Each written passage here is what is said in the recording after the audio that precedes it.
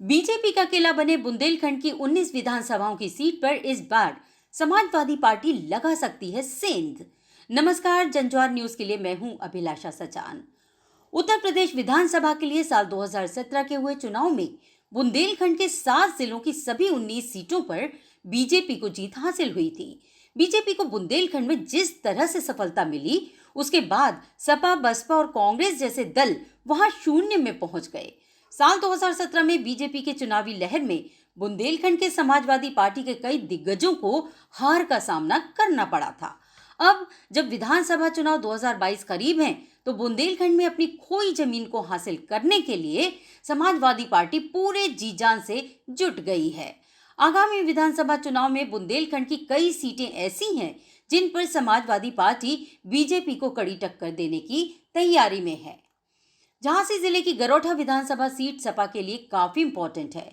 बुंदेलखंड के कद्दावर नेता दीप नारायण सिंह यादव ने इस सीट पर लंबे समय तक काबिज कांग्रेस नेता और समता स्टेट के राजा रणजीत सिंह जूदेव को हराकर यहां जीत हासिल की थी।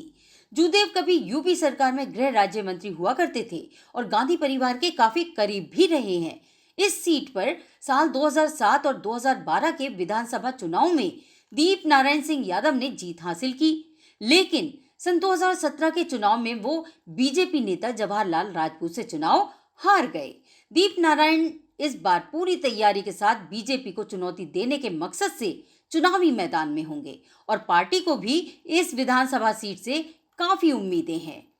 झांसी जिले की एक इम्पोर्टेंट विधानसभा सीट बबीना भी है। फिलहाल 2022 के लिए इस सीट पर समाजवादी पार्टी अपनी दमदार दावेदारी पेश कर रही है।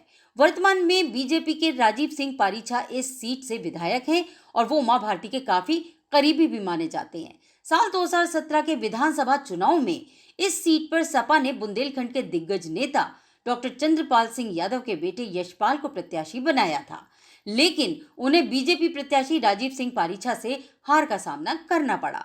इससे पहले सन 2012 के विधानसभा चुनाव में डॉक्टर चंद्रपाल सिंह यादव खुद इस सीट से चुनाव लड़े थे और उन्हें बसपा के कृष्णपाल राजपूत से खासी हार मिली थी।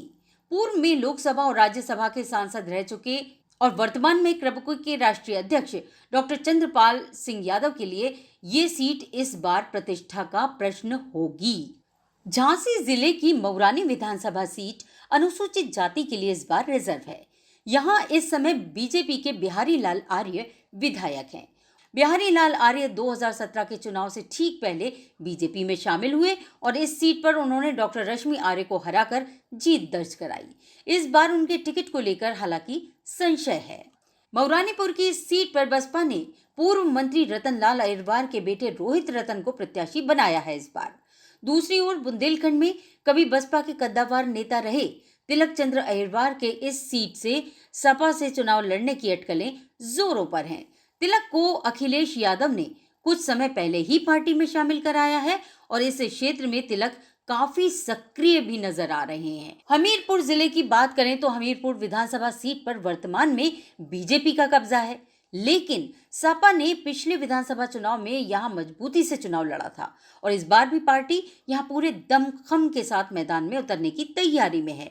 इसी तरह हमीरपुर जिले की राठ विधानसभा सीट पर बीजेपी को चुनौती देने के लिए सपा की ओर से गयादीन अनुरागी को मैदान में उतारे जाने के कयास लगाए जा रहे हैं। चित्रकूट जिले की विधानसभा सीट पर पिछले विधानसभा चुनाव में सपा के वीर सिंह और मनिकपुर सीट पर विधानसभा के उपचुनाव में डॉक्टर निर्भय सिंह पटेल ने काफी दमदारी से चुनाव लड़ा था। हालांकि ये दोनों सीटें फिलहाल बीजेपी के ही खाते में हैं, लेकिन इन दोनों ही सीटों पर सपा पूरी ताकत के साथ जोर आजमाइश की तैयारी में है। बुंदेलखंड की कई सीटें ऐसी हैं जिन पर मुख्य दौड़ में आने के लिए अभी सपा को काफी मेहनत की जरूरत पड़ेगी। झांसी सदर विधानसभा सीट पर फिलहाल सपा के सामने सबसे बड़ी चुनौती अपनी उपस्थिति दर्ज कराने की है, क्योंकि इस सीट पर पार्टी कभी मुख्य दौड़ में आ ही नहीं सकी। इसके अलावा ललितपुर, जालौन और बांदा जिलों की विधानसभा सीटों पर भी रेस में आने के लिए सपा को काफी पसीना बहाने की जरूरत पड़ेगी। बुंदेलखंड में हो रही सियासी गतिविधियों पर नजर रखना फिलहाल बेहद ही इंटरेस्टिंग होगा, क्योंकि यहाँ एक एक सीट पर पार्टी पूरी ताकत के साथ समीकरणों को तलाशने और तराशने में जुटी हुई है, जिससे बीजेपी के सामने मजबूत चुनौती पेश की जा सके।